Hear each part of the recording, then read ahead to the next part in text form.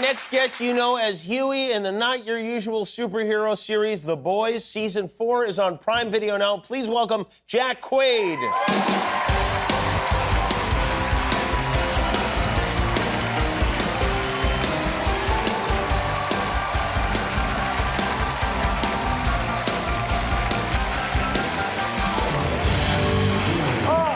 Hi, everybody. Hello. Oh, thanks for having me back, man. Hey, it's great to have you back. Oh, my God. It's funny. I just listened to Dakota's story about casting the pick. We had to do the same thing on The Boys, but with a butthole. Really? It's a whole industry. This is an entire sub-industry. Hollywood is magical.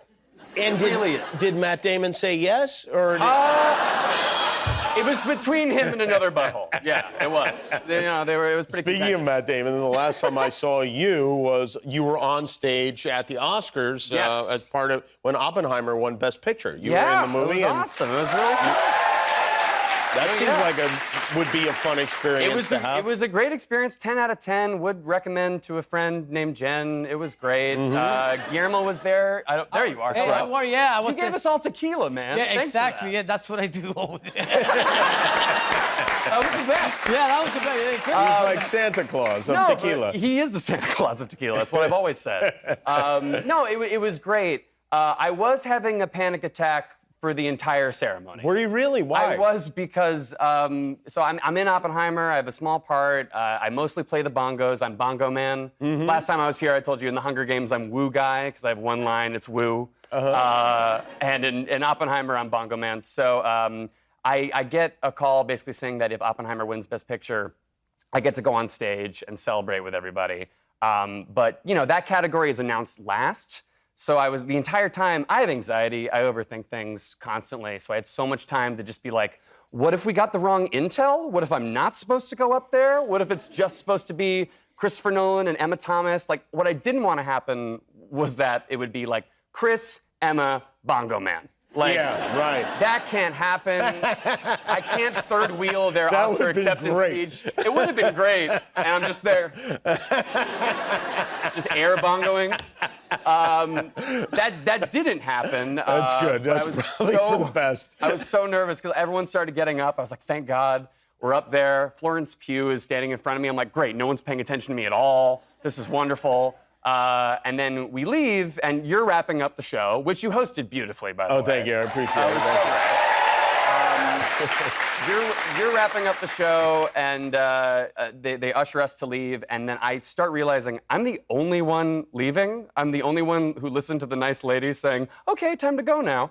And I can see in front of me there's like a hallway, and there's this whole line of photographers, and I'm like, oh no, this is the moment where like they take a photo of you with your Oscar, and like, I don't have an Oscar, I'm Bongo Man. And then I turn to go the other way, and I see Chris and Emma coming over to get their pictures taken with their Oscars. I'm like, no, it's Chris, Emma, Bongo Man. This can't happen. This is the scenario. This is the scenario. It really was. Yeah. So I'm like, hey, congratulations. And then I turn to like a random camera guy, and I'm like, I just play the bongos. How do I get out of here? I can't go over there.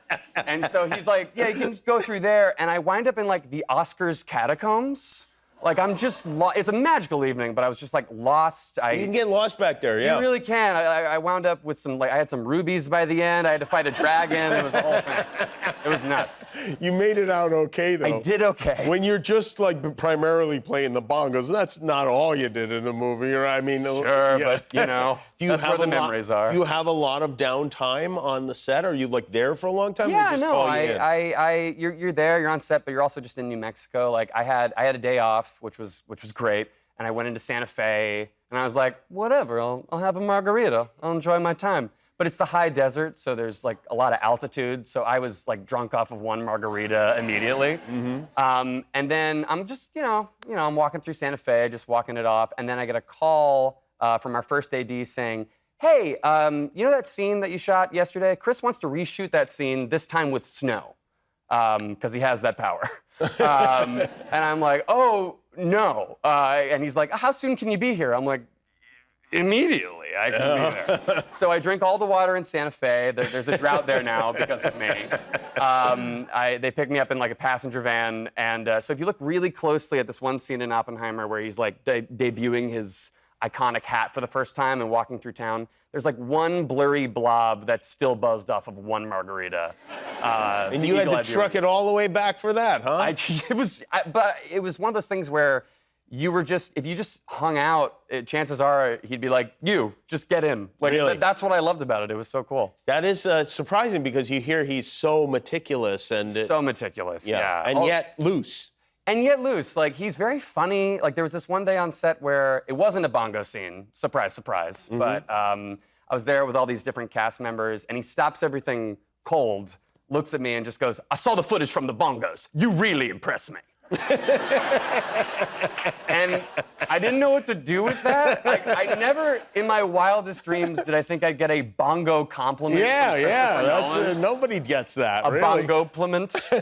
But it was. I'm on the other side of it now. I feel great. You should feel great. I remember the last time you were here was right before The Boys premiere. Right? It was right at the beginning. Now you've got 4 seasons. You're about to do your 5th and final season of the show. I know. And the show is a really, really good show. Oh, thanks, man. Did you imagine that it would turn out to be this kind of iconic television show? No, I mean, like, you just hope for the best. It's like last time I was here, I remember like every time I did press in the beginning, I had to explain what the show was, and it was so hard to explain it. There's so much going on, and now I'm just so happy that I don't have to pitch it because I would be so bad at elevator pitching. But if I just described that one scene in the beginning with like Huey and A-Train and Huey's girlfriend getting killed, people got it immediately. But like, I feel like you could just explain it by saying it's like if superheroes happened in real life. It's like if it was real. Yeah, but they're bad secretly, but I don't have superpowers. I work in an electronics store. Like, there was so much. I shouldn't have put myself into the equation. You know what?